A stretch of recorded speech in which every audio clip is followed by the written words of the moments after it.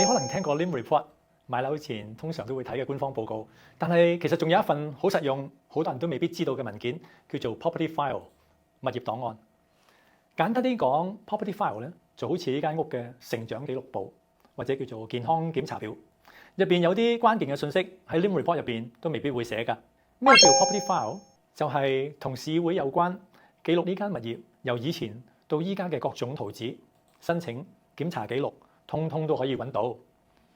入面一邊會有建築嘅平面圖啦、立面圖啦、建築許可申請記錄 （Building Consent） 啊，即是員工嘅合格證明，即係俗稱嘅 CCC（Code Compliance Certificate）。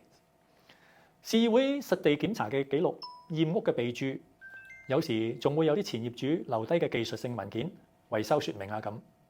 咁到底 Property File 有咩用咧？用處多到不得了。例如咧，想知道加建合唔合法啦，揾 Property File 就知啦。想確認間屋拎咗 CCC 未，入面又揾得到噃。想睇下原本格局有冇改過，圖紙就可以話到俾你知啦。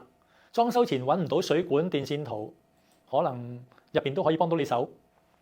對買家嚟講，呢啲資料可以幫到你做好多 due diligence， 即係盡職調查，甚至拎嚟講價。